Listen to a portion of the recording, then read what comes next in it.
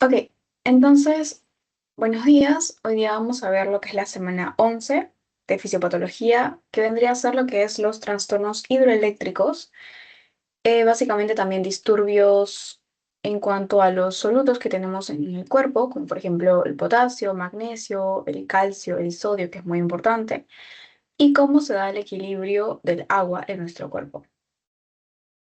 Entonces, empecemos. Composición y distribución. A ver, el cuerpo humano está compuesto en su mayor parte de agua. La cantidad de agua corporal se va a dividir en hombre y mujer en diferente porcentaje. En el caso del hombre, vamos a tener 60% del peso corporal va a ser agua.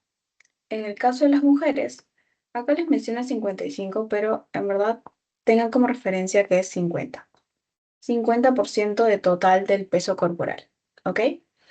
Ese porcentaje no va a ser uniforme en todo el organismo, o sea, no se va a encontrar en un solo lugar, sino que va a estar distribuido en dos compartimentos importantes. Acá lo vemos en el ejemplo del hombre, por ejemplo. Tenemos el 60% de fluidos. Dos tercios de estos 60% es el fluido intracelular, ¿ok? Más o menos el 66-67% de todo el agua corporal. Esto es lo que está intracelular dentro de las células. Por otro lado, el líquido extracelular va a ser más o menos el 33%, un tercio de todo mi agua corporal, ¿ok? Y esto se va a localizar extracelular fuera de las células. Este extracelular vamos a dividirlo también en dos. Puede ir como líquido intersticial, que es que va a rodea la célula, o puede ir como líquido intravascular, o sea, en plasma, en sangre. ¿Ok? Entonces, así es como se va a distribuir básicamente el agua que tenemos en nuestro cuerpo. En cuanto a, según la edad, también hay variaciones. Nosotros no tenemos el mismo porcentaje de agua. Por ejemplo, yo no puedo decir que un varón de 2 años tiene el mismo 60% igual que un varón de 40 años, ¿no? Por eso les coloqué esta imagen. Básicamente, cuando uno es feto, es básicamente agua, ¿ok? Mientras vamos creciendo, nos vamos haciendo más viejos, este porcentaje de agua va disminuyendo. Por ejemplo, nosotros como adultos normales tendremos 60-65% de agua total de nuestro cuerpo. Cuando vamos envejeciendo, por eso los adultos mayores también como que se van arrugando por la falta de agua, también parecieran como si se achicaran. Entonces, todo esto es porque están perdiendo bastante volumen de agua, ¿no? Y en los recién nacidos, por ejemplo, los lactantes tienen un 70-75% de agua y así es como va variando conforme va pasando el tiempo, ¿no? Para que esto varíe o para que el agua básicamente se pueda distribuir en todo nuestro cuerpo, hay factores que influyen en su movimiento. Entonces, esto va a ser regulado por diferentes factores, como por ejemplo la concentración de electrolitos. Nosotros sabemos que en el medio extracelular, lo que vamos a tener en mayor cantidad va a ser el sodio y en el intracelular vamos a tener el potasio. ¿Ok? Entonces, ambos deben mantenerse en un equilibrio para que haya un correcto funcionamiento de las células y para que haya una homeostasis también en la concentración de electrolitos. ¿Ok? Después, otro factor que es importante para el movimiento del agua es la osmolalidad. La osmolalidad es la cantidad de solutos en un volumen determinado de agua, independientemente de su carga o tamaño, y se va a mantener estable entre el líquido intracelular y el líquido extracelular. Y su valor promedio va a ser de 300 miliosmoles por litro. Eso no se olvide. Osmolalidad, lo normal es 300 miliosmoles por litro. Luego vemos la presión osmótica, también es otro factor muy importante. ¿Por qué? Porque la presión osmótica va a determinar básicamente lo que es el movimiento del agua a través de las membranas. Por ejemplo, el agua se va a desplazar de una zona de menor concentración de solutos a una zona de mayor concentración de solutos. Eso es lo que hace mi presión osmótica. Como vemos acá, vemos que hay una zona que tiene menos solutos y acá hay más. Entonces, la gradiente o el movimiento del agua vendría a ser de aquí para acá. Lo mismo acá, de acá para acá. De menor concentración de solutos, no de agua, de solutos, a mayor concentración. De menor a mayor. Por último, tenemos también el factor presión oncótica. ¿Saben qué es la presión oncótica? ¿Alguna idea? Ya lo hemos visto en fisiología. Y la presión de las proteínas, algo así, cuando hacen un movimiento, algo así era. Ajá. O sea, básicamente la presión oncótica es lo que va a regular el paso del agua entre la zona intravascular, como vemos acá en esta imagen, hacia el espacio intersticial. Es lo que evita que el agua de los vasos que están, claro, en los vasos, salgan al espacio intersticial. Es como una fuerza que evita. Si yo tengo poca albúmina, baja proteínas, hiperalbuminemia, voy a disminuir esta presión oncótica. Y esto, como hemos visto en clases anteriores, si tengo menos presión oncótica, esta presión que va a intentar mantener el agua adentro va a disminuirse. Entonces el agua va a salir a la zona intersticial y así es como se crean lo que son los edemas, ¿no? Por ejemplo. Entonces, como ya les digo, esta presión oncótica depende básicamente de las proteínas plasmáticas, sobre todo de la albúmina. En cuanto a la regulación del agua corporal y su balance, hay que saber que el equilibrio hídrico se va a mantener porque va a haber un balance entre lo que ingerimos y entre lo que eliminamos de agua, para que nosotros podamos tener una homeostasis. Básicamente, el ingreso es aproximadamente 1,5 litros de ingreso oral. Hay también una pequeña cantidad que tenemos como que agua metabólica, ¿no? Pero ya es muy pequeño. Entonces, básicamente, el agua lo obtenemos de la ingesta, no solamente del agua, sino de los alimentos, por ejemplo. En cuanto a su absorción y distribución, el agua que nosotros ingerimos va a ser absorbida a nivel del intestino delgado y luego va a ser pasado al espacio intracelular y extracelular. Y por último, en la eliminación tenemos dos tipos de pérdidas. Tenemos una pérdida insensible, por ejemplo, cuando estamos corriendo y empezamos a sudar, ahí estamos perdiendo líquido, pero por evaporación. Cuando estamos respirando, también eliminamos agua. Cuando hacemos heces, también excretamos agua, ¿no? Y esto más o menos es 500 mililitros aproximadamente. De ahí, lo que más nos permite eliminar el agua es la eliminación por medio de la orina. Aquí perdemos 1 litro de agua aproximadamente. Los riñones, para poder ver la diuresis, cuánta orina podemos producir, lo hacen mediante la hormona antidiurética, la ADH. Entonces, eh, esta ADH controla lo que es la reabsorción de agua según la necesidad del organismo, ¿no? Si estamos hipotensos, si estamos hipertensos, si estamos con hipotensión, ¿no? Ese tipo de cosas. Entonces, ahora vendría a ser lo que es el balance hídrico. Ahora que vemos ya lo que es la eliminación, cuánto botamos, más o menos. La importancia del balance hídrico es que, por ejemplo, ustedes lo van a ver en clínica, ya cuando vayan al hospital. Van a ver que todos los pacientes necesitan tener su balance hídrico para ver todo lo que se le está dando, por ejemplo, cloruro,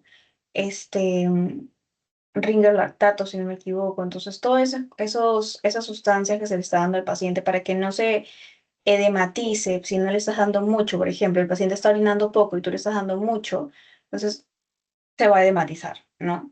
O por el contrario, está orinando un montón y tú le estás dando poco, el paciente se va a deshidratar, ¿no? Entonces necesitas tener muy en cuenta esto del balance hídrico y esto nos dice que el total del ingreso debería ser igual al total del egreso.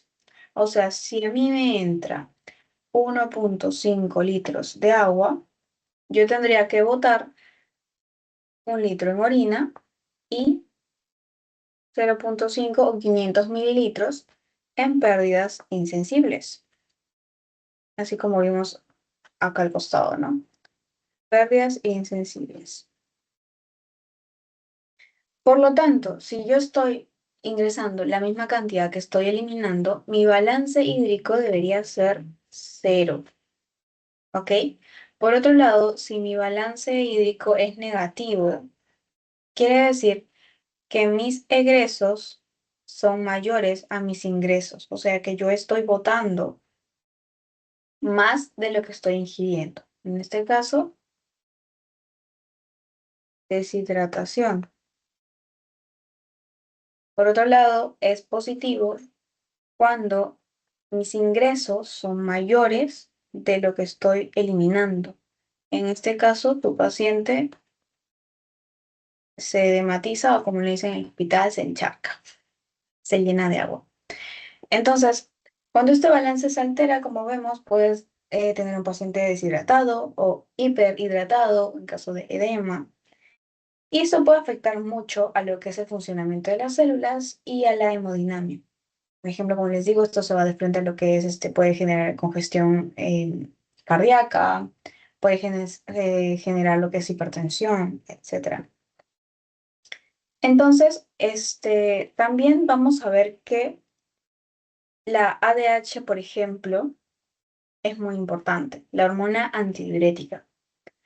Esta es importante porque regula el balance de agua. Como les estaba mencionando, cuando esta hormona excreta o se secreta, va a controlar a los osmoreceptores que van a estar ubicados en el núcleo supraóptico y supraventricular del hipotálamo. ¿Ok?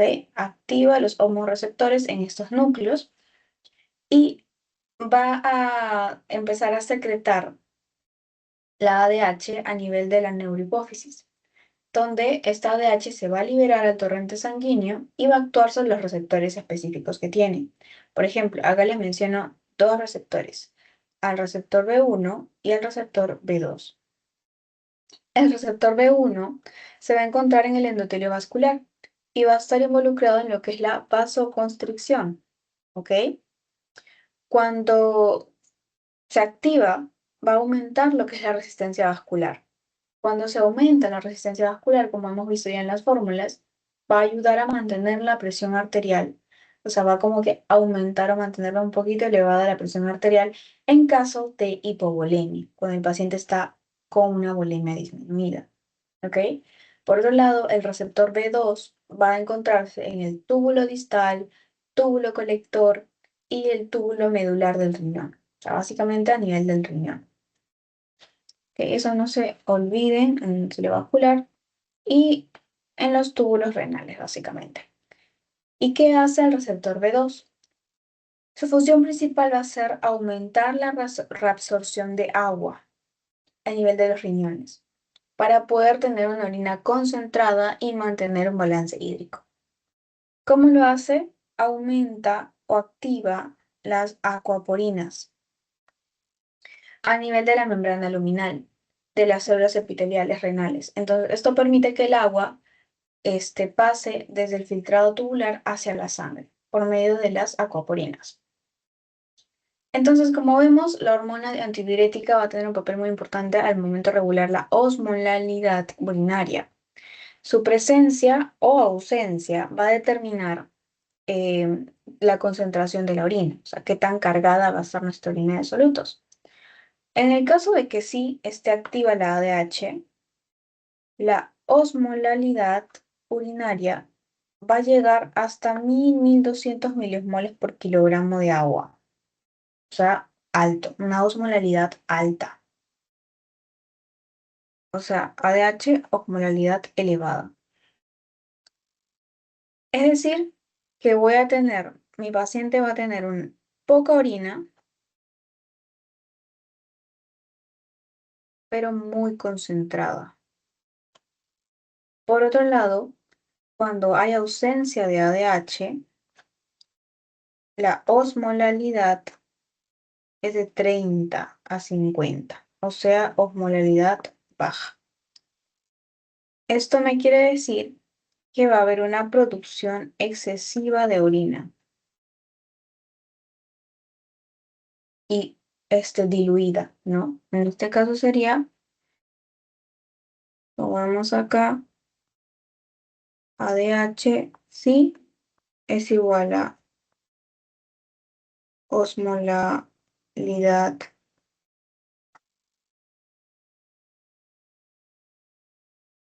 urinaria elevada, y esto me da poca orina, pero concentrada. ¿Ok? Eso es importante por si les preguntan en su examen. Y la otra relación vendría a ser que ADH disminuida es igual a osmolaridad disminuida. Esto me da mucha orina, pero disuelta. ¿Ok? Entonces, eso vendría a ser lo que es la determinación, cómo funciona la ADH en cuanto a la concentración de la orina. Ahora vamos a ver lo que son los osmorreceptores, o básicamente lo que es la regulación, mecanismos de la sed, por ejemplo. Los osmorreceptores son sensores especializados que van a detectar, son sensores que van a detectar cambios a nivel de la osmolaridad plasmática y van a regular así la sed. Cuando se activan, acá hay valores distintos por si acaso.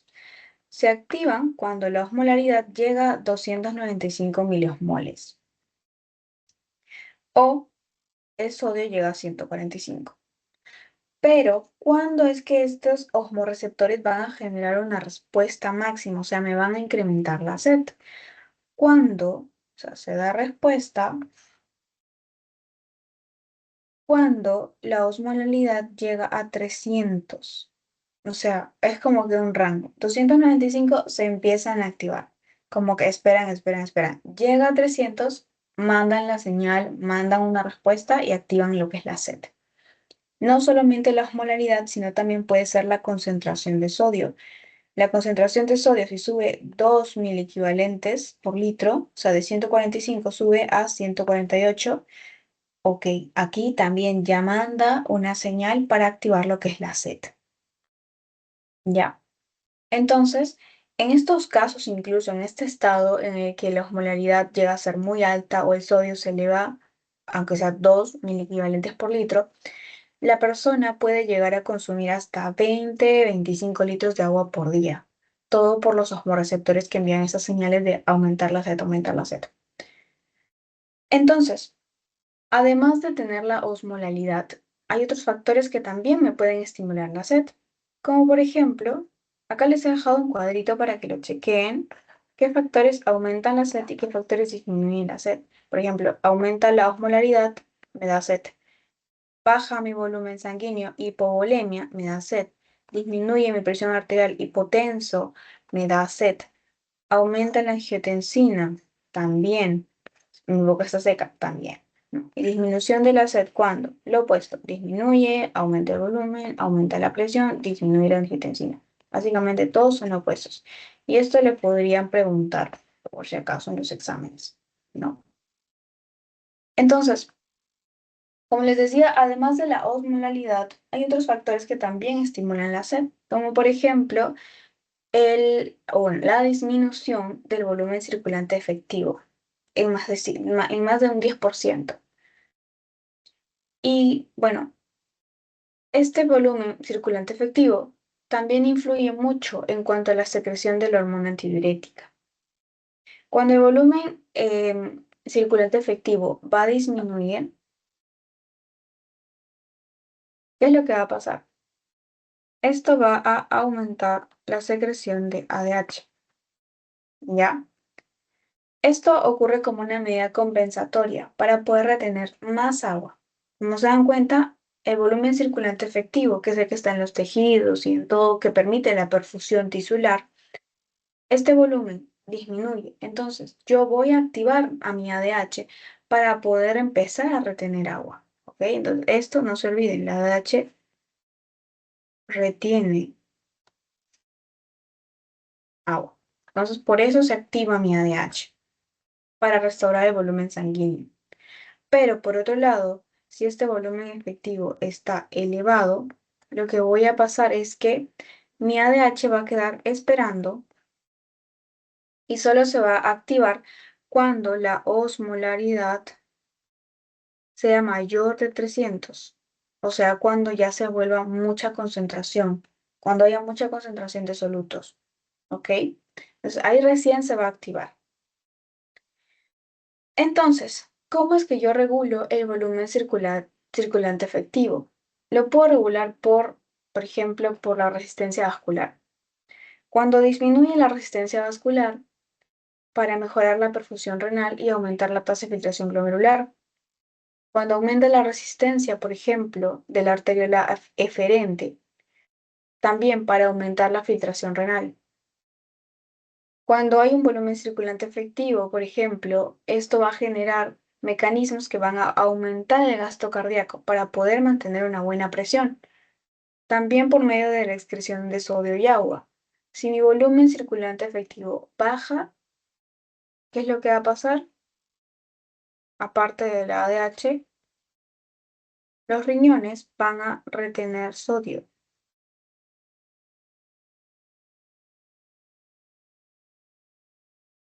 y agua para poder mantener su volumen.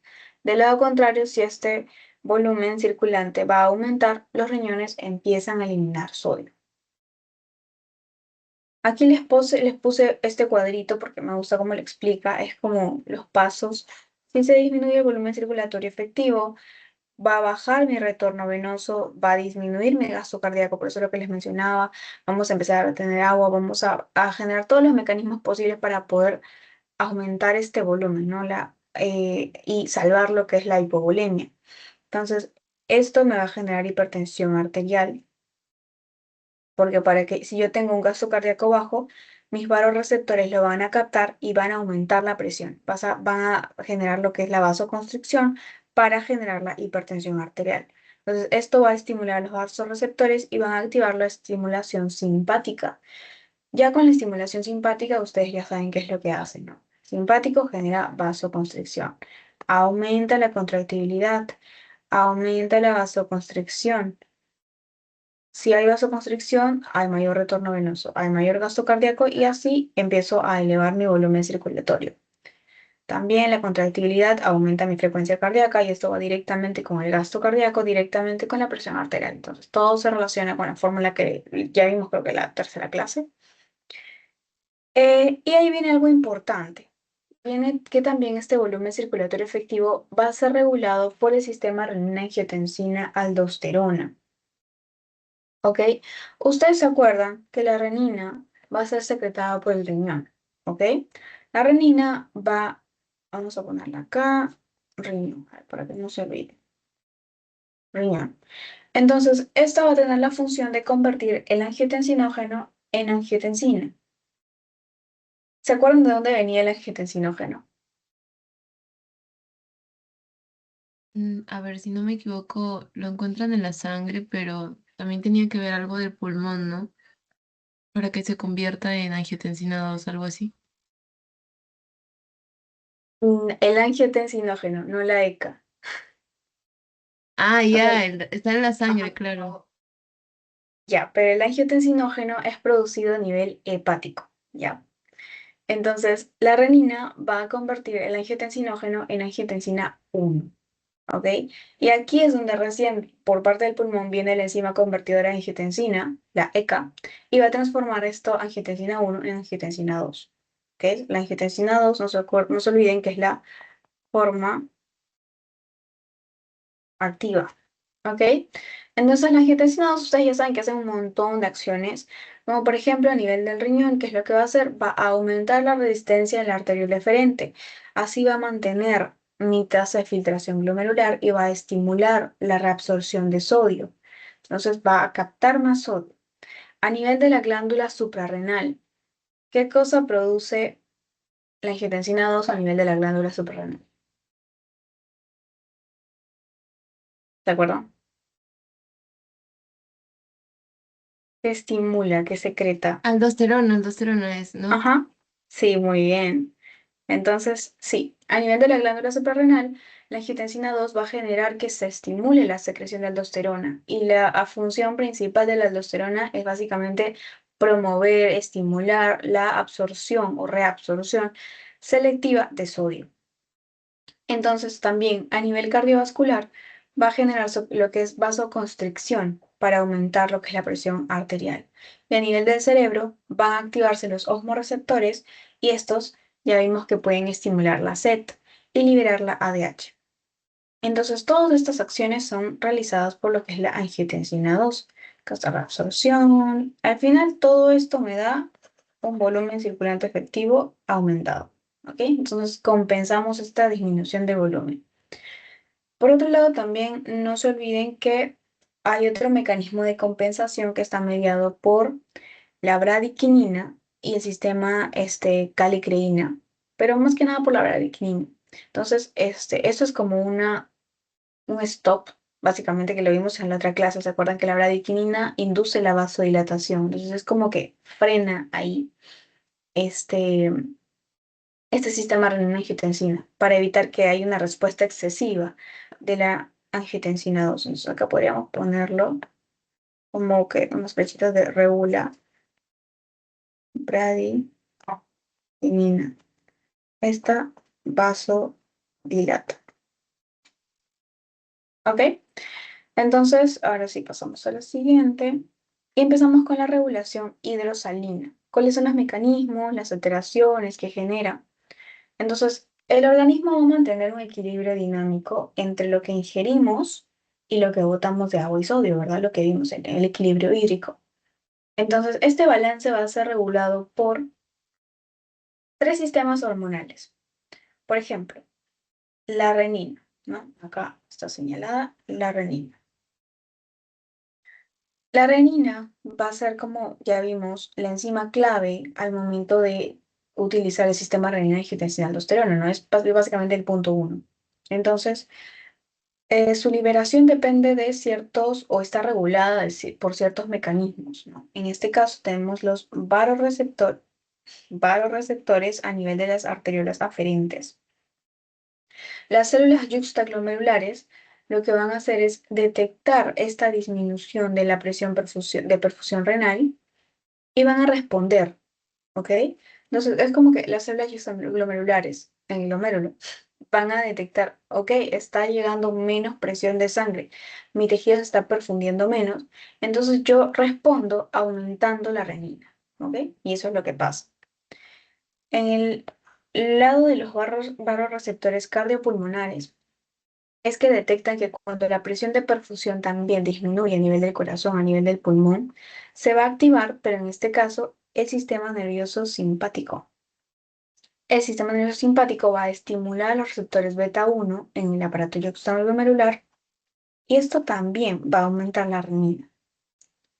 Y por último, las células en la mácula densa. Estas son células sensibles a los cambios en la concentración de cloruro de sodio a nivel del túbulo distal. Entonces, su activación va a ser mediada por prostaglandinas. ¿Ok? Acá. ¿Ok?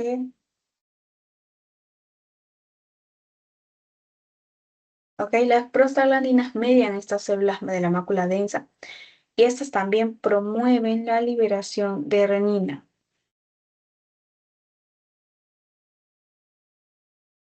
¿Ok? Ahora pasamos a lo que es la aldosterona.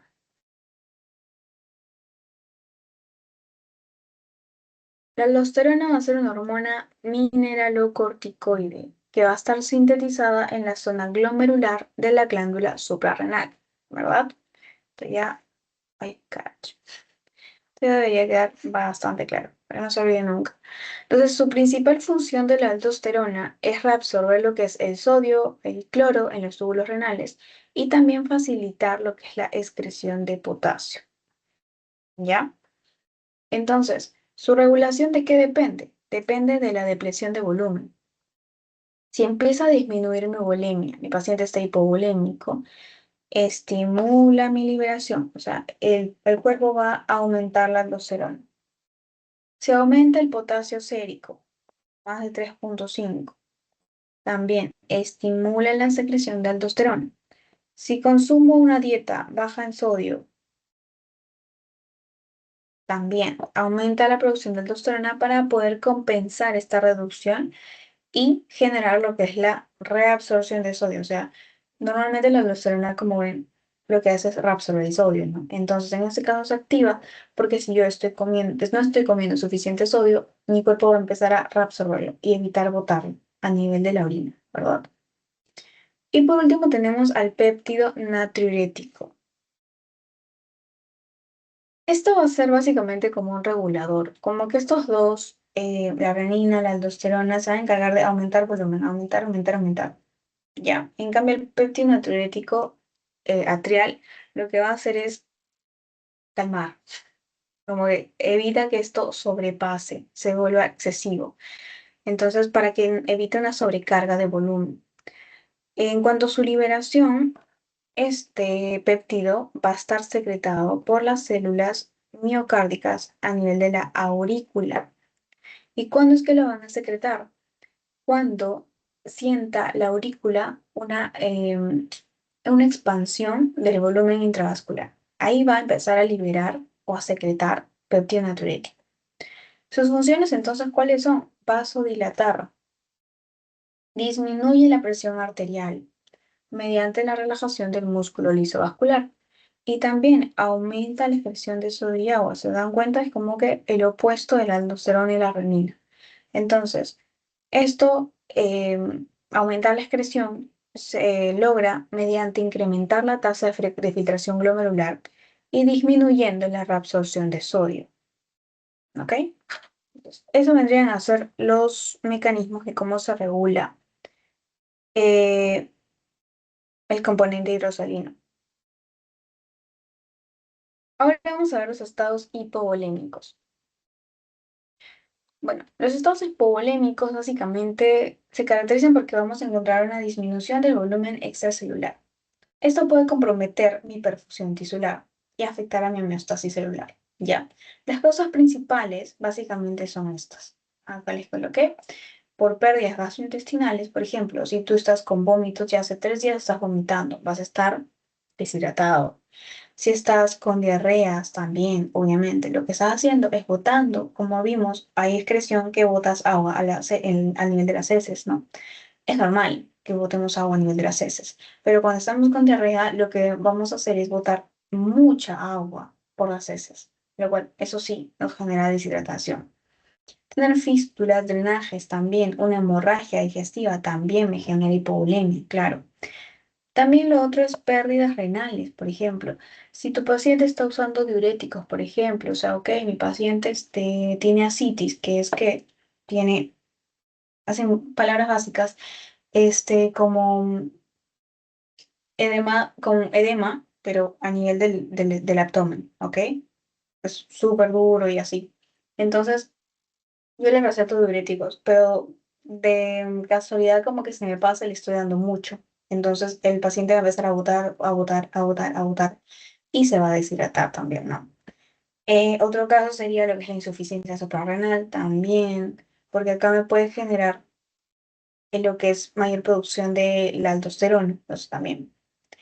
En otro caso puede ser diabetes insípida también. Otra situación es por pérdidas a nivel de la piel y respiración. Sudoración excesiva. Quemaduras. Cuando una persona se quema, deshidrata mucho, pierde mucha agua. ¿Ok? Lesiones extensas, úlceras, por ejemplo. Y por último, puede ser por secuestros en el tercer espacio. Por ejemplo, mi paciente tiene una obstrucción intestinal, tiene poca albúmina también, puede tener hemorragias internas, trombosis, etcétera. Básicamente lo que ustedes van a ver a nivel de la clínica, o sea, en el hospital, los pacientes más que nada van a venir por estas causas. Según mi experiencia, lo que he visto, por vómitos excesivos, diarreas, hemorragias también vienen bastante y puede ser que sea un mal uso de diuréticos. Esas son las causas básicamente principales. Entonces, ahora vamos a ver lo que son los tipos de hipovolemia. Tenemos a la hipovolemia hipertónica, a la isotónica y a la hipotónica. ¿Ok? En la hipertónica les coloqué estas imágenes. Por ejemplo, hipertónica, lo que vemos acá, ¿qué cosa es? Vemos bastante agua, bueno, hay de agua, normal, pero lo que vemos es bastantes solutos. Bastante solutos. Entonces, la hipertónica va a ser que va a haber más pérdida de agua que de solutos. ¿Ok? Es por eso que el paciente puede presentar hipernatremia, porque al momento de medir estos solutos me va a salir que hay mucho sodio. Quizás ni siquiera hay mucho sodio, pero como hay poca agua, entonces mi paciente va a salir con hipernatremia. Y otra cosa fija, hiperosmolaridad. Cuando hay más soluto que agua, hay hiperosmolaridad fijo. Esto se puede ver en lo que son pacientes con fiebre, pacientes que han tenido una cirugía, pacientes frágiles, por ejemplo. Y lo más característico de la hipovolemia hipertónica es que afecta especialmente a los extremos de la vida, es decir, a los recién nacidos, lactantes o ya del otro lado los ancianos, porque pueden tener incapacidad de beber agua solos, por ejemplo, o pueden tener alteraciones, por ejemplo, en los ancianos, alteraciones en la sensación de la sed, ¿no? Por otro lado, la isotónica, acá, ¿cómo es? Las pérdidas van a ser iguales. Tanta agua pierdo, tanto soluto pierdo. Entonces, va a ser una pérdida igual. Aquí no van a haber cambios en la concentración, no va a tener hipernatremia, hiponatremia, no. Hiperosmolaridad tampoco. Entonces acá sí va a haber una verdadera depresión del volumen, ¿ya? Y esta no se olvide, esta es la más frecuente, ¿ya? Esta es la de tipo más frecuente. Les digo, casi va a haber depresión real. Ambos bajan. Por otro lado, en la hipovolemia hipotónica, como ven acá, hay más agua y poquito soluto nada más. Entonces aquí lo que vamos a ver es una pérdida mayor de sodio que de agua. Entonces lo contrario que la hipertónica, acá mi paciente va a tener hiponatremia porque ha perdido bastante soluto e hipoosmolaridad por poco soluto, ¿no?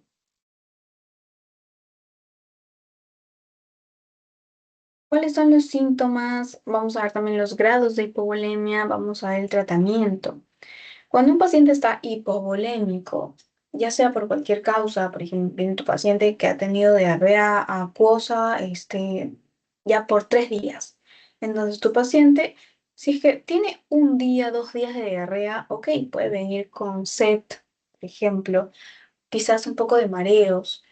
Ya cuando tiene diarreas y encima vómitos, por ejemplo, puede venir con una hipovolemia moderada. En este caso, tu paciente puede venir incluso con baja presión, puede tener, puede estar orinando poco porque el cuerpo, como les digo, el cuerpo em, se activa, ¿no? Ante cualquier cambio que nosotros tengamos, va a activar. Entonces, tu cuerpo, si está viendo que tienes poca volemia porque estás botando mucha agua por la diarrea, que por ejemplo no puedes controlar la diarrea, ¿no? Cuánta agua botas por ahí, o los vómitos también. Entonces, lo que va a hacer tu cuerpo es empezar a dejar de orinar o empezar a orinar poco para botar menos. ¿Se acuerdan que les dije que la orina bota 1 litro? Entonces, empiezas a tener oliguria, empiezas a orinar poco, disminuye tu volumen urinario.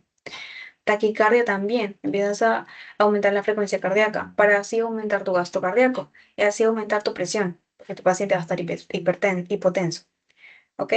Y ya si es severo, si ya, pucha, las pérdidas son muy altas, tiene, no sé, 6, 7 diarreas al día, encima vomita, ya el paciente está muy deshidratado, puede llegar a estar en estado de shock, puede tener una hipotensión bastante severa, puede tener incluso alteraciones ya neurológicas, como que puede llegar tu paciente a estar en coma, ¿no? Entonces, de ahí en cuanto a los grados, vamos a ver que puede ser leve, moderado o severo.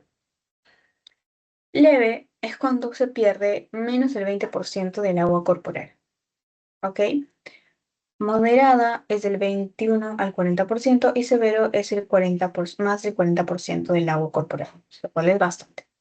En el caso de leve, puede tener mi paciente un poco de hipotensión postural, o sea, está echado y está bien, se para y y le baja la presión. Le mides y su presión es distinta echado que parado. Esto lo que va a afectar es a nivel de la piel, grasa, músculo y huesos. Estos órganos son los que se van a ver afectados cuando la hipovolemia es leve. Cuando la hipovolemia es moderada, va a tener hipotensión hasta echado, en decúbito, va a tener sed, va a empezar a orinar menos, va a tener taquicardia, lo mismo que le mencioné acá, en moderado. Aquí ya otros órganos se van a ver afectados, por ejemplo, acá se afecta el hígado, el páncreas y el riñón. Y por último, en el grado severo, lo que va a pasar es que ya más del 40% de nuestra agua está perdida. Entonces aquí, ya como les dije, shock, taquipnea, taquicardia, todo porque tu cuerpo va a empezar a querer compensar esta pérdida gigante de agua. Y acá ya afecta cosas peligrosas. Acá afecta lo que es el corazón y al cerebro. ¿Ya? Entonces esas cosas no se olviden. Y por último, el tratamiento. Básicamente el tratamiento va a depender de cuál es la causa que le está generando este problema a mi paciente y cuál es la gravedad de la situación, ¿no? En caso de que haya hemorragias, se puede reponer con cristaloides, que los cristaloides son la primera línea de tratamiento. ¿Ok? Primera línea de tratamiento. Entonces, si tengo a mi paciente con hemorragia, le doy cristaloides y le doy una transfusión de sangre, dependiendo de cuánto está en su hemoglobina, ¿no? Ya eso lo vamos a ver más adelante. Si tu paciente está perdiendo por deshidratación, por diarreas, por vómitos, etcétera, también le voy a dar soluciones cristaloides. ¿Cuáles son estos cristaloides? Acá están. El más conocido, el más usado es el sodio cloruro o cloruro de sodio. Lo han visto así seguro. NaCl o al revés, ClNa al 0,9%. Así lo van a encontrar en el hospital. O también pueden usar en otros casos lo que es el Ringer lactato. Pues estos dos son los que más se usan. La dextrosa ya son para otros casos, ya, pero igual también ténganlo en consideración. Eh, y ya con esto terminaríamos todo lo que es básicamente equilibrio hídrico. Y empezamos con lo que son las alteraciones a nivel de los iones, cationes, etc. Entonces, alteraciones del sodio. El sodio básicamente es el principal catión, o sea, positivo, del líquido extracelular, ¿verdad? Y su concentración normal en plasma es de 135 a 145. Estos valores sí, grábenselos para toda la vida. El sodio, calcio, potasio, fósforo, magnesio, que son los principales, deberían tenerlo acá, siempre. Ya, entonces sodio va de 135 a 145. Si nosotros empezamos a hablar de hiponatremia, entonces nos iríamos por un valor menos de 135. En este caso, en este cuadrito, como ven, vamos a clasificar la hiponatremia en leve, moderada o severo grave.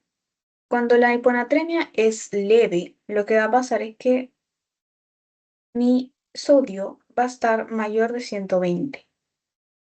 O sea, si yo llego de 120 a 135, ¿ok? Leve.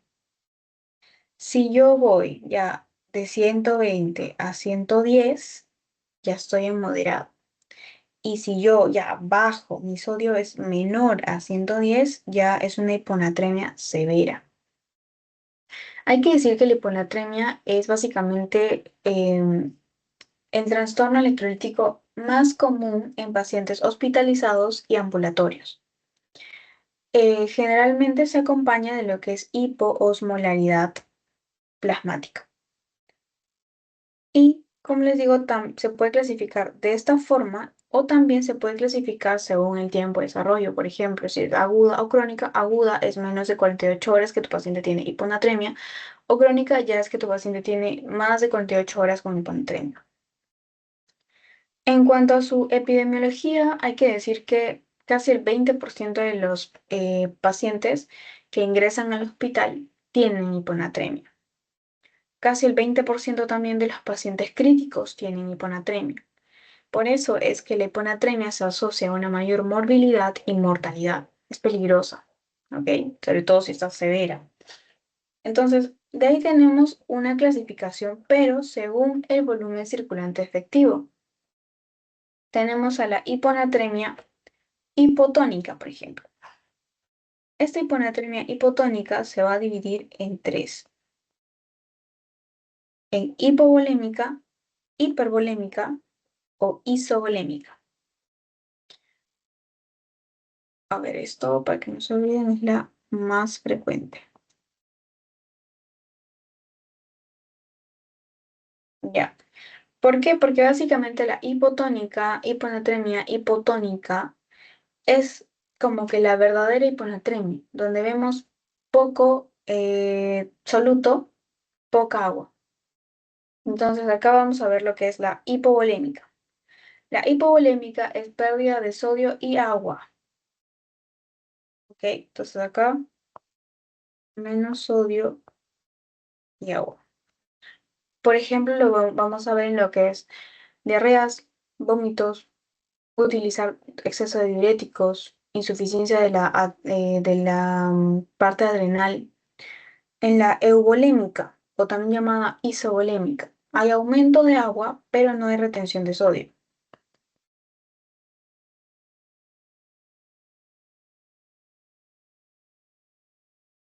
¿Ok? Entonces, esto puede ser un síndrome de SIHAD, por ejemplo, es lo más común.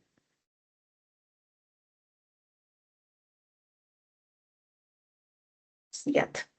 Hipotiroidismo o en casos de insuficiencia suprarrenal, por ejemplo. Y por último, en la hipervolémica, lo que vamos a ver es aumento de agua y sodio. Entonces, hipervolémica, todo aumenta. Hipovolémica, todo baja. Isovolémica, el agua sube y el sodio baja. En otro caso es la hiponatremia hipertónica. Esto va a ocurrir cuando hay solutos osmóticamente activos en el plasma, como por ejemplo en caso de que haya un exceso de glucemia, hiperglucemia, o en el caso de que el paciente está consumiendo manitol también. Y por último, la hiponatremia isotónica, o también llamada pseudo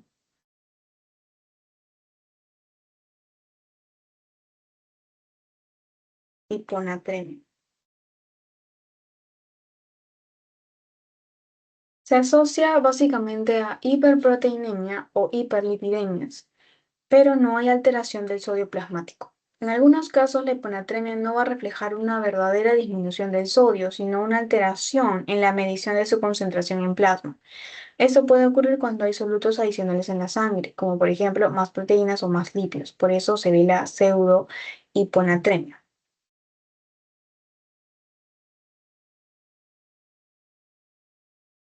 Eso lo podemos ver acá también más claro.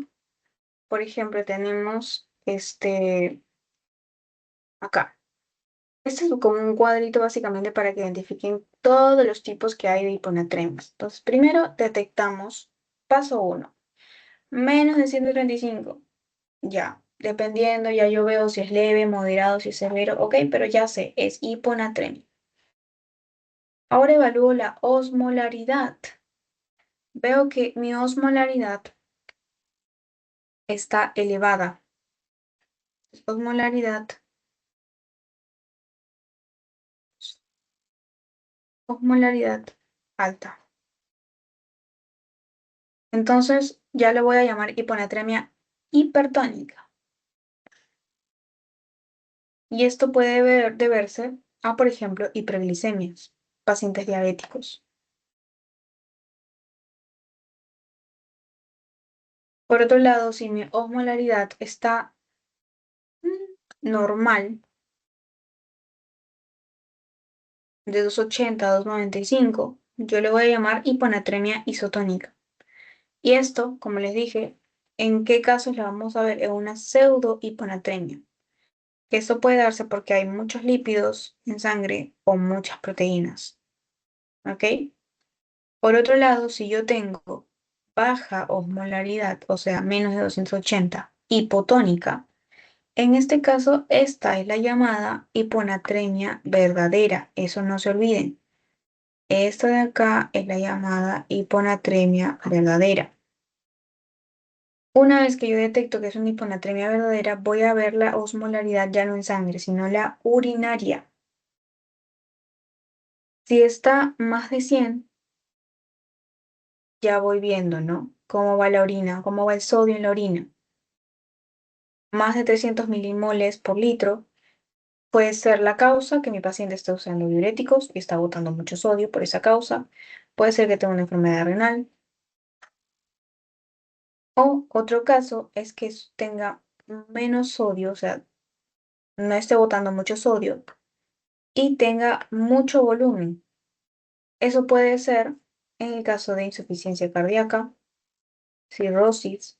En este caso, lo que pasa es que hay mucho volumen y eso capta como que hay poco sodio, pero no es que haya poco sodio, sino que está diluido en tanta agua, por eso tanto volumen. Por eso vemos eso en pacientes con insuficiencia cardíaca congestiva, por ejemplo, pacientes con cirrosis. Los pacientes con cirrosis desarrollan lo que es ascitis, empiezan a tener edemas, entonces también vemos hipervolemia.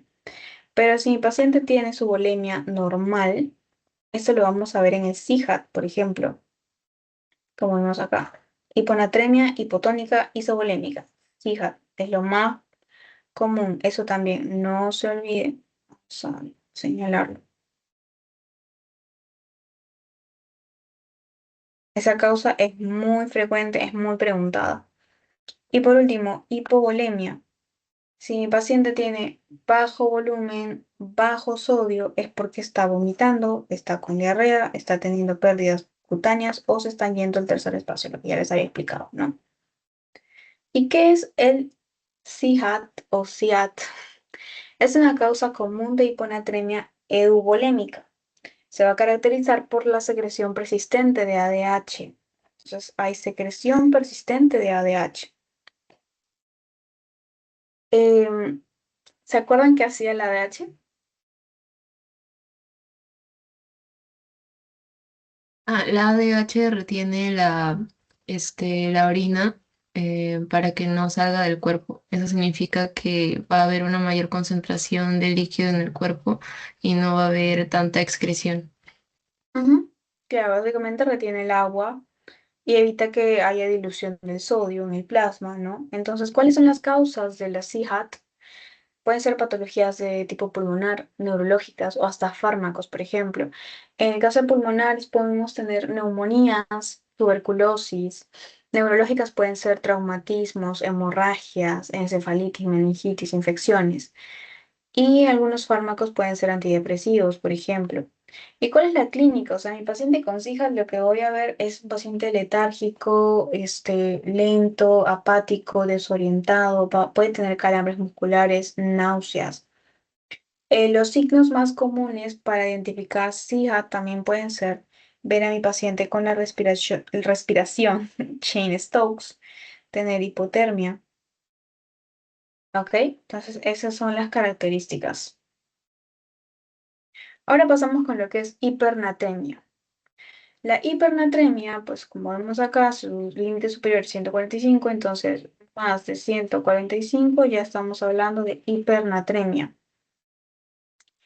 Es menos frecuente que la hiponatremia, sí, y suele estar relacionada con una deficiencia de la hormona antidiurética.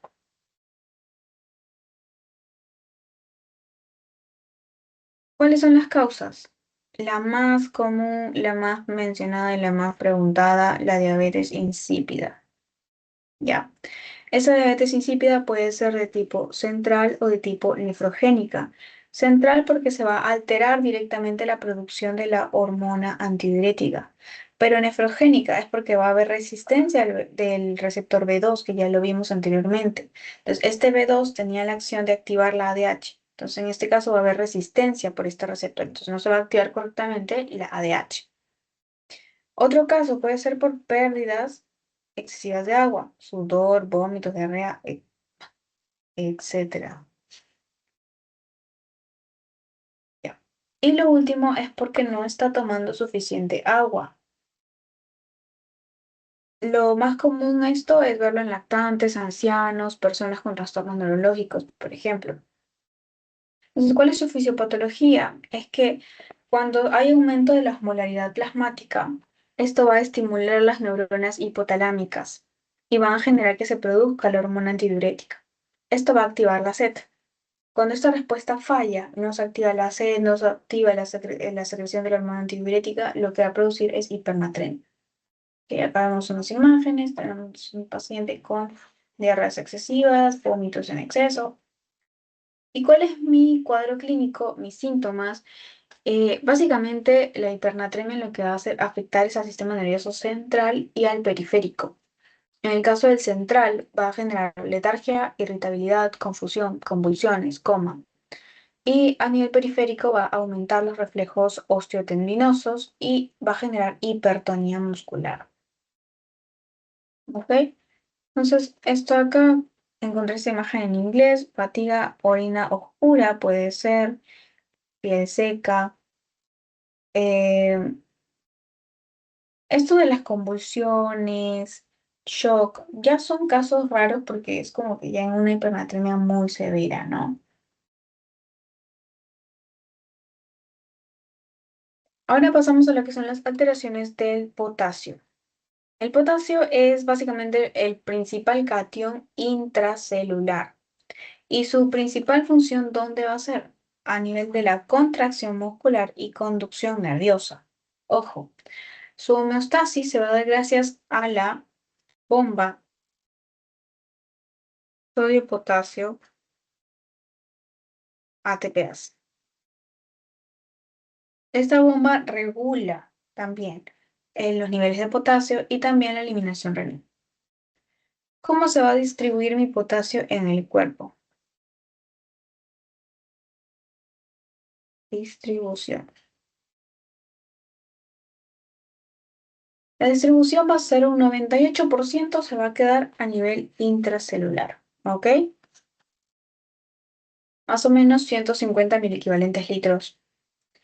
Y luego el 2% nada más que sobra va a ser a nivel extracelular, o sea, plasmático. ¿Y cómo se va a excretar? Se va a excretar 80% por el riñón, o sea, a través de la orina, 15% en la digestión, o sea, a través de las heces, y 5% a nivel del sudor.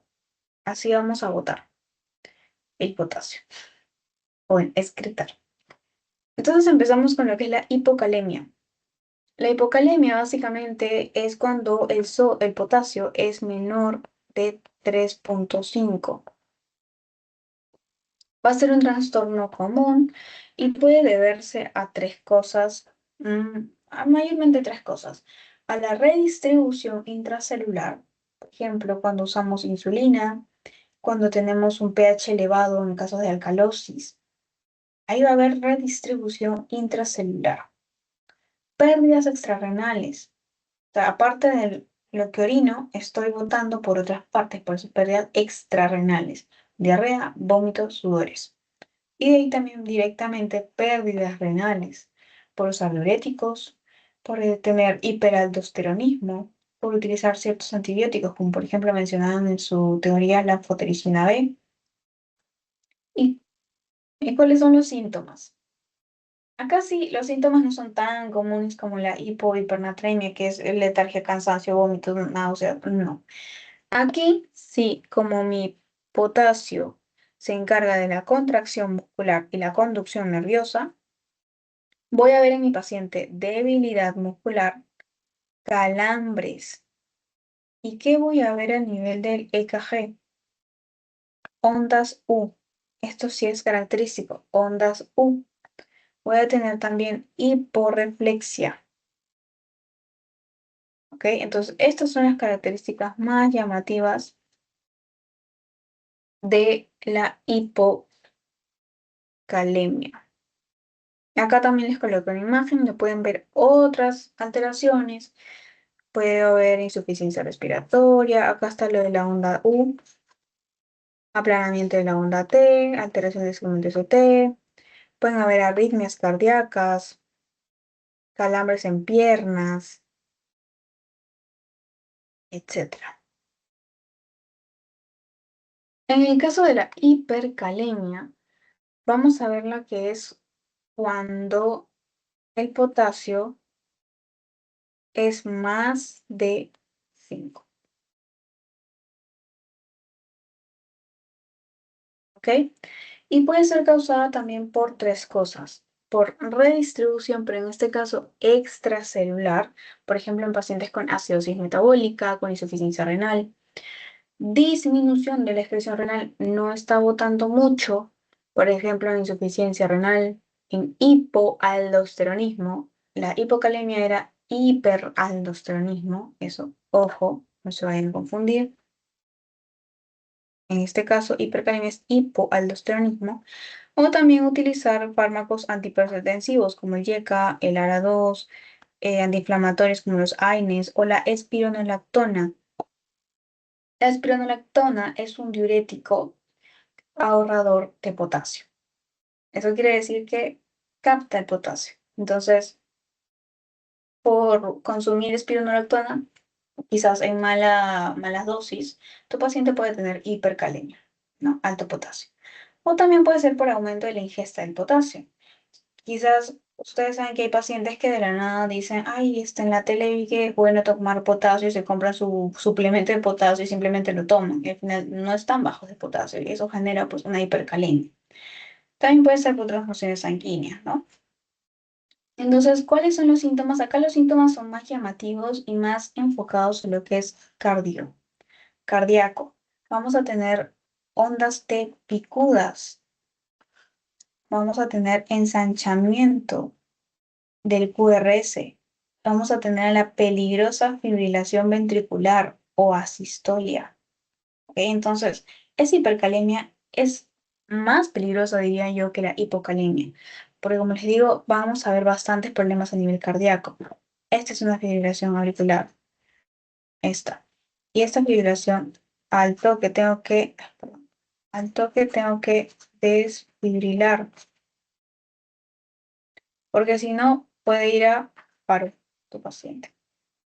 Es la mayor causa de paros. Y esta es la onda T picuda.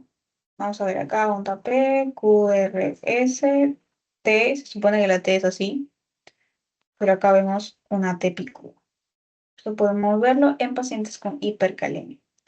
¿Y cuál vendría a ser su tratamiento? Eso le han preguntado en los exámenes. Me parece un poco complicado que pregunten esto, pero bueno, ahí está. Era una pregunta examen. Entonces, medidas para estabilizar la membrana cardíaca, porque como les digo, afecta básicamente el corazón. Acá le voy a dar a mi paciente gluconato de calcio por vía intravenosa, ¿ya? Y esto va a estabilizar la membrana cardíaca. De ahí lo otro es favorecer el paso intracelular del potasio, meter al potasio dentro de la célula. ¿Cómo hago eso? Con insulina, insulina con glucosa, bicarbonato de sodio o agonistas beta-2 adrenérgicos. Así yo favorezco que el potasio ingrese a la célula y ya no esté en el medio extracelular. Eliminando el potasio, utilizando diuréticos de asa, hemodiálisis en casos graves. Ahora pasamos con el calcio. El calcio básicamente me puede generar hipocalcemia o hipercalcemia, ¿no? El calcio, sus valores son de 8,5 a 10,5 miliequivalentes por litro. En el caso de hipocalcemia, su valor va a ser menor de 8,5. En este caso, en el calcio hay que ver dos concentraciones, ¿ok? Hay que ver la concentración total de calcio en sangre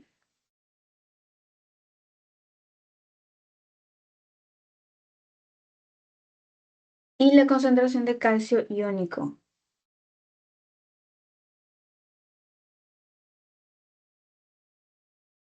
La concentración de calcio iónico para que sea hipocalcemia debe ser menor de 4,6 miligramos por decilitro. Como la mayor parte del calcio plasmático, o sea, de la sangre, va a estar unido a la albúmina, es importante corregir los valores en función de los niveles de la albúmina, ¿ok? Eso no se olviden. Por ejemplo, un descenso de 1 gramo de albúmina me indica que va a bajar un 0,8 miligramos por decilitro de calcio total. Entonces, baja la albúmina, baja el calcio. Eso no se olviden, esa relación. Eso es muy importante.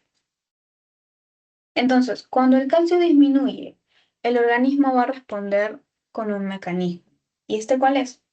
Va a secretar hormona PTH, la aparato hormona.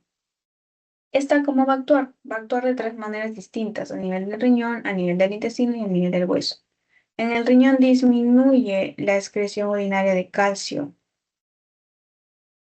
Lo que va a hacer es aumentar su reabsorción. A nivel del túbulo distal va a aumentar la reabsorción de calcio, entonces eso disminuye su excreción.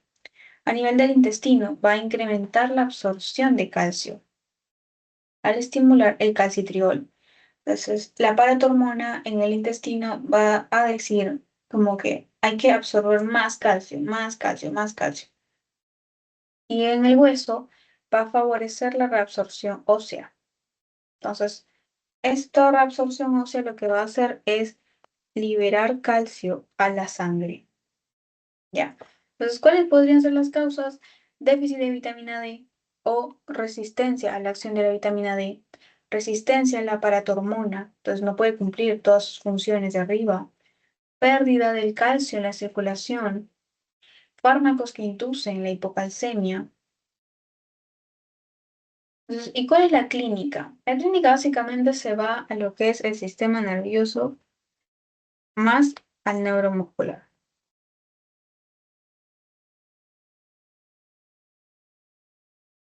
¿Por qué les puse esta imagen? Encontré como una memotecnia que dice cacahuate. Entonces, CCHT de cacahuate. C, ¿por qué? C de convulsiones. Signo de Chehostek. C de Chehostek. De ahí tenemos lo que es hiperreflexia, H de hiperreflexia y T de signo de Trousseau. ¿Sabes cuál es o con qué me refiero con signo de Trousseau o Chehostek? No, no recuerdo. Ya, bueno, eso lo van a ver más adelante, creo. En semiología lo van a ver un montón. Chevostek es cuando uno percute, o sea, son cosas que se ven así claramente en tu paciente en la clínica. Percutes el nervio facial, ubicas el nervio facial y lo percutes. Y tu paciente cuando está con hipocalcemia, lo vas a detectar porque lo que va a hacer es que se va a contraer su músculo, va a ser como que una cara, o sea, solamente con percutir su nervio facial. Eso es el signo de Chevostek.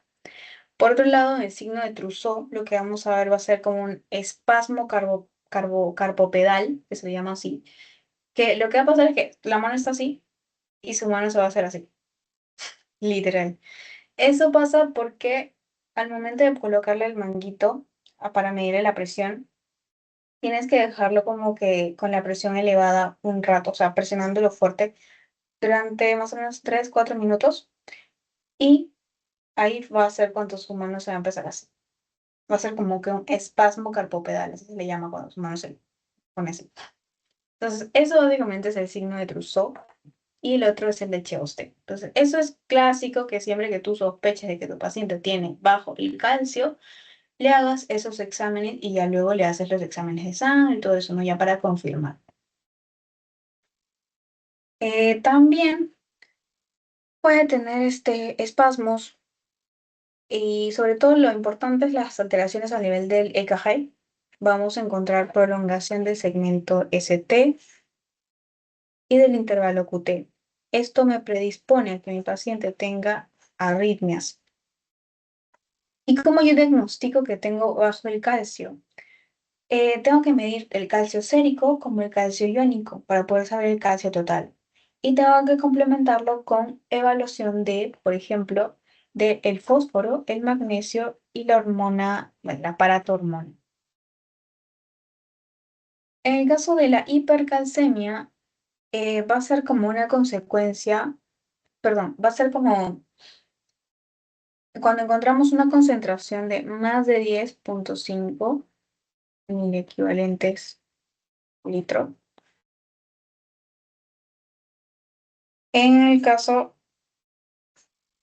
de sangre, bueno, o total, e iónico, vamos a encontrar más de 5,6 miligramos por decilitro. Es una alteración que se encuentra también bastante común en la clínica. Más o menos 2/3 de los casos de hipercalcemia, eso también acuérdense.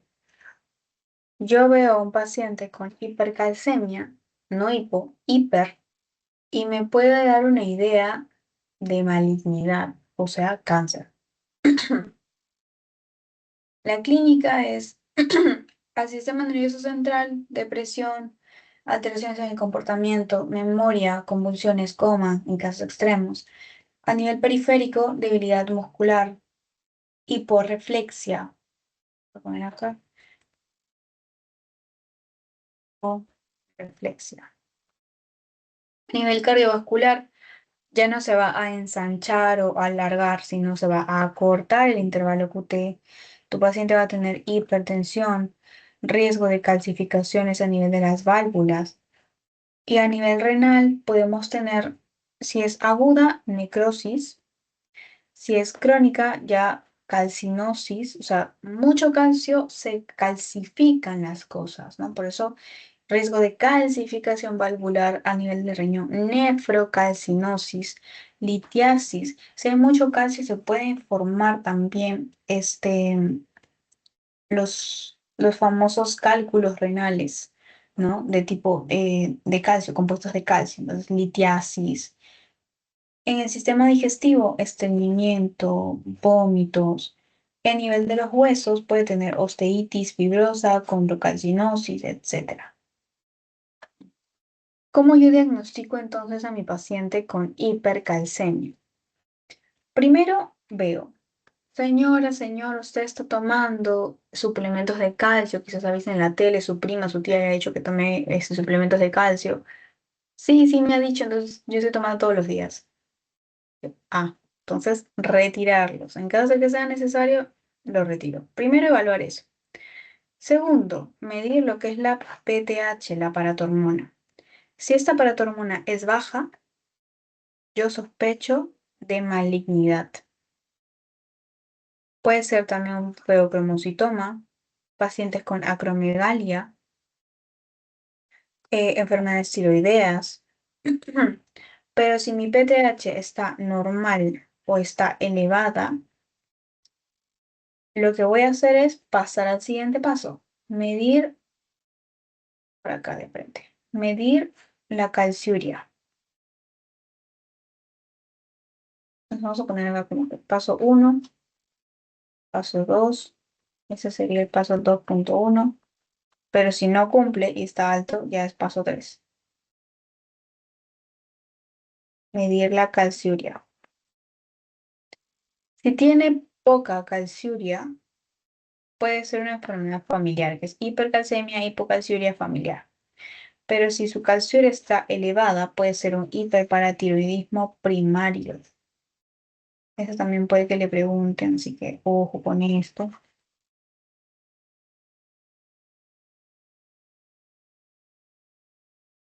Y ya para terminar ya con los dos últimos, vamos a ver los trastornos del fósforo y luego vamos a ver los trastornos del magnesio.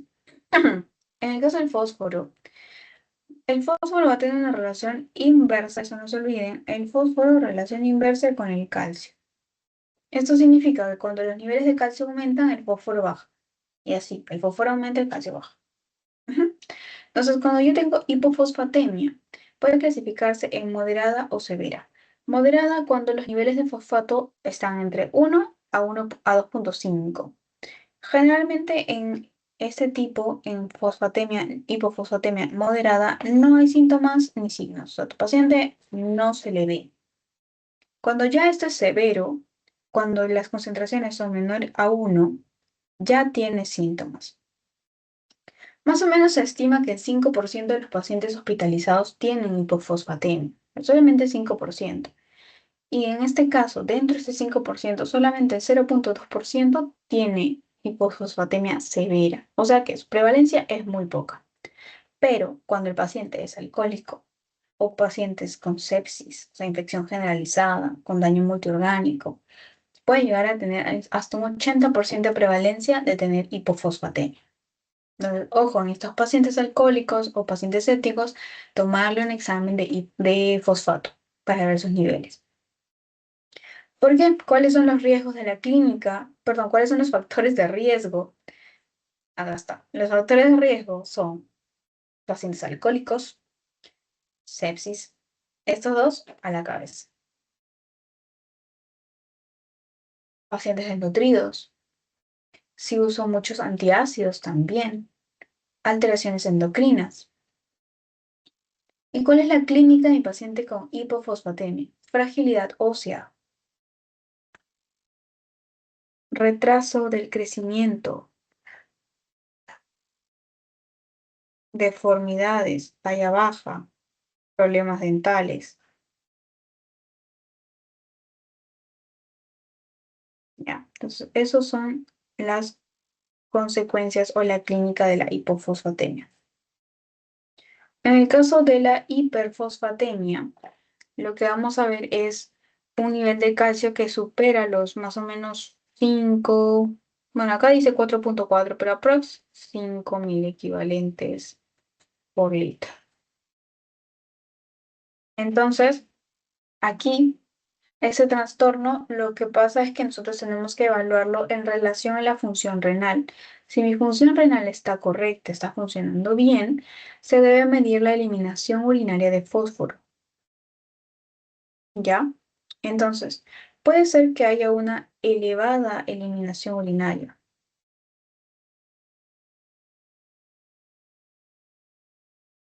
Significa que puede haber insuficiencia renal. E insuficiencia renal, el cuerpo no va a estar excretando suficiente fósforo. Entonces yo me estoy quedando con este fósforo. Por eso me quedo con hiperfosfatemia.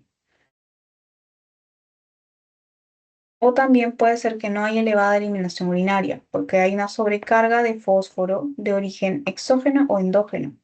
En el caso de exógeno, puede ser que el paciente esté tomando suplementos o esté intoxicándose con vitamina D.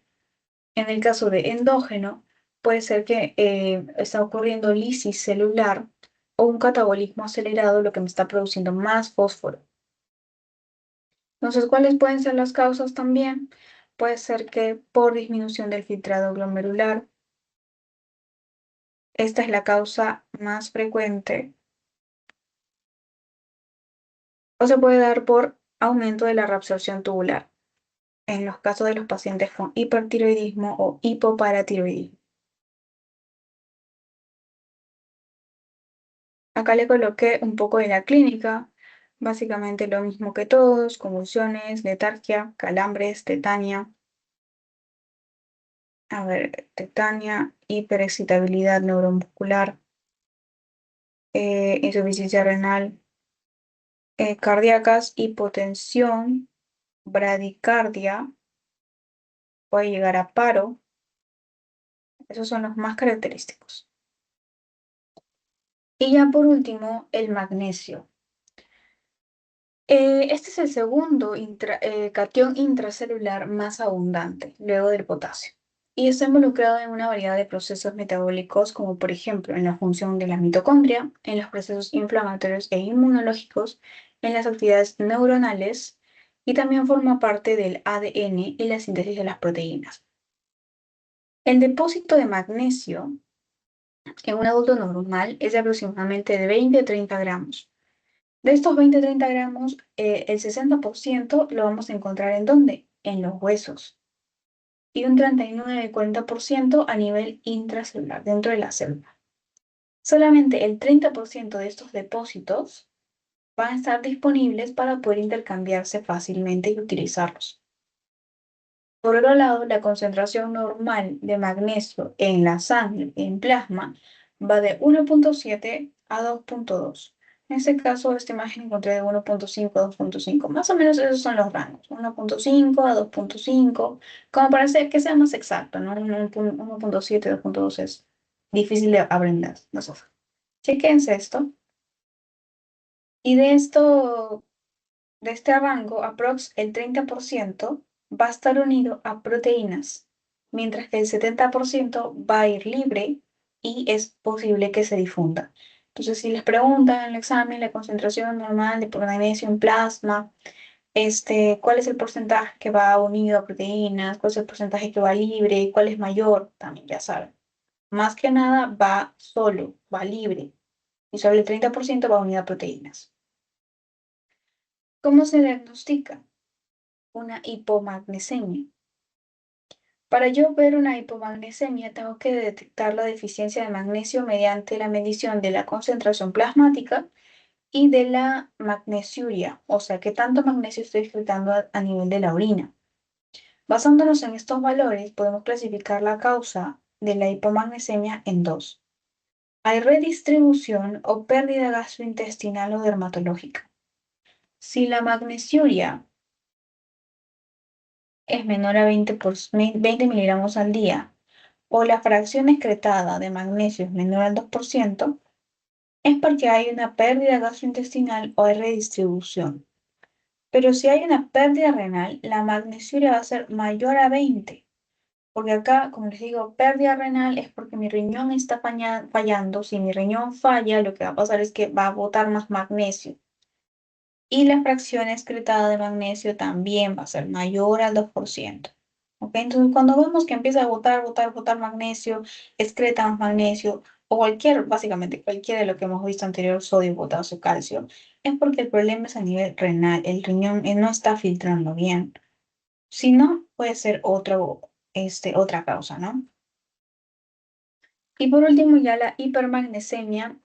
Ojo que la hipermagnesemia es un trastorno grave y potencialmente mortal. Inicialmente puede que no tenga síntomas. Por ejemplo, cuando los niveles superan los 4,6, o sea, lo normal es 4,5, está en 4,6, 4,7. Ah, no, perdón, lo normal es de 2,5. Si ya supera 4,6, hasta 5 incluso, yo podría decir que sí, efectivamente, ya empieza a verse lo que son las manifestaciones. Mi paciente puede estar hipotenso, tener náuseas y vómitos, enrojecimiento facial. Y es peor, si es que yo no trato a tiempo a mi paciente, puede progresar a una condición mucho más severa, teniendo disminución de los reflejos tendinosos, debilidad muscular y parálisis, o lo más importante, bradicardia, bradiarritmia o depresión respiratoria, y esta depresión respiratoria me va al paro cardíaco, o fallo cardíaco. Entonces, eso sería todo. Pasemos con las preguntas.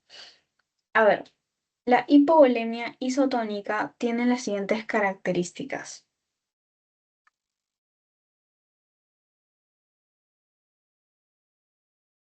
¿Cuál Ya, creen que esa sería? sí me parece que es que es la más frecuente. Y también Ujú, era porque, ajá, sí. claro, hipovolémica isotónica. Entonces, es el tipo más común y ocurría cuando efectivamente se perdía tanto agua como solutos. Por eso se le llama isotónica. Entonces, en proporciones iguales. Ya, a ver, pasamos a la siguiente. Listo. Un paciente tiene pérdidas gastrointestinales que ocasionan una disminución del volumen circulante efectivo. ¿Cuál es su respuesta para mantener la homeostasis? Ah, ya, esa sí la saco por el sistema de renina, angiotensina, aldosterona. Y también era para por la antidiurética y el cambio de volumen, pues. Ajá, claro, muy bien. Por ejemplo, si me hablan del péptido natriurético atrial, Esta se activa cuando hay hipervolemia, por ejemplo. Entonces, en este caso, si me dice que mi paciente está botando gastrointestinal, vómito, por ejemplo, diarrea, no hay hipervolemia, entonces falso. El péptido no se activaría. La B, se inhibe la secreción de angiotensina y aldosterona. Falso, se debe incrementar, ¿no? Porque si no, peor. Lo deshidrato, lo llevo al shock a mi paciente. La C, se incrementa la presión hidrostática. Entonces, cuando hay hipovolemia, va a haber una disminución de la presión hidrostática. Entonces, esto no es incremento, sería aumenta. Entonces, tampoco. Y la D vendría a ser, a ver, se incrementa la excreción del sodio urinario y se reabsorbe parcialmente el agua. Tampoco. Disminuye la excreción del sodio urinario para retenerlo y conservar su volumen. Entonces sería efectivamente la E. A ver, tres preguntitas más. En el caso de hipercalemia, hay un trastorno electrolítico de consecuencias fatales. Existen fármacos para redistribuir el potasio.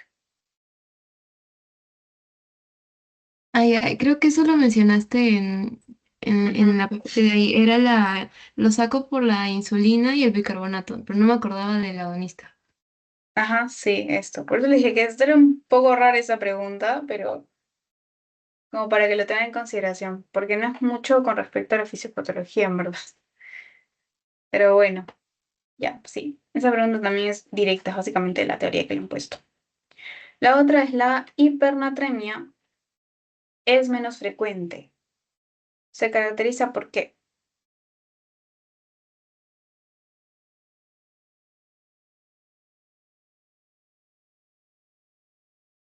Ya mira, por descarte no puede ser causada por hipertiroidismo ni tampoco produce edema. Las otras dos no estoy muy segura, pero me parece que es la pérdidas de agua o adición de sodio.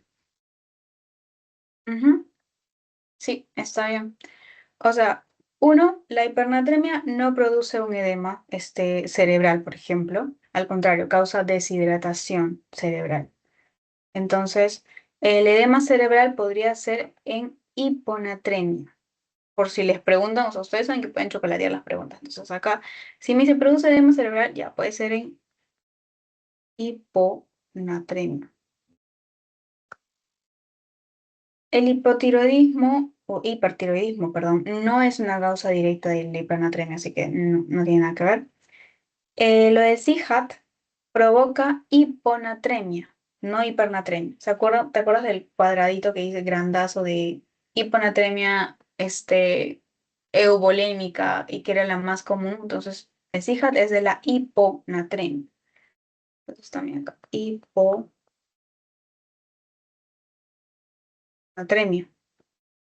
Y por último, la respuesta renal es la reabsorción de sodio. No, cuando hay una respuesta renal ante la hipernatremia, lo que va a pasar es la reabsorción de agua, porque ya hay suficiente sodio, entonces va a empezar a reabsorber agua por medio de la ADH. Entonces, reabsorción de sodio no, sería reabsorción de agua por la ADH. Entonces, sí, efectivamente era la A. Y ya por último, en los estados hipovolémicos, ¿cuál es lo correcto?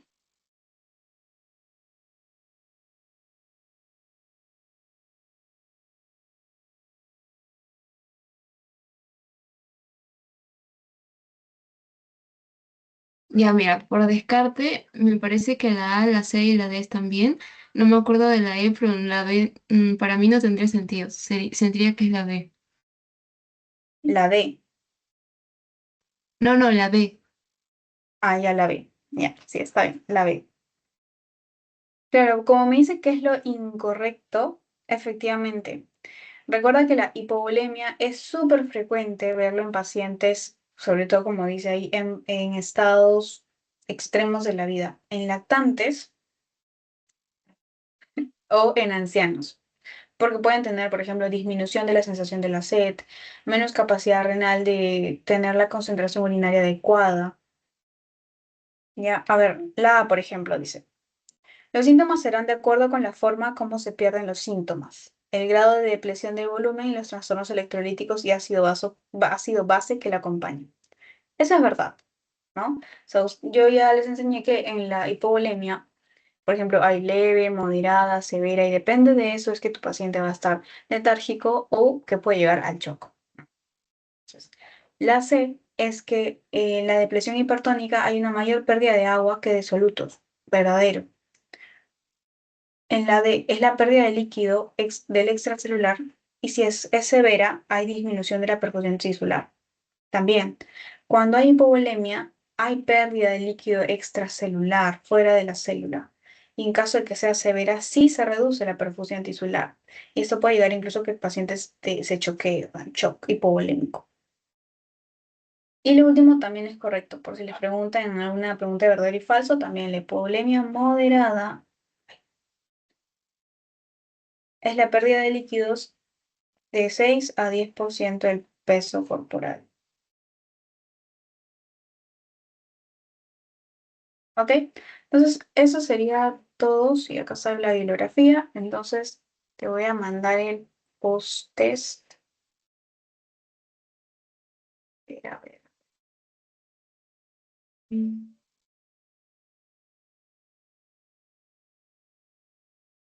Acá está el post-test.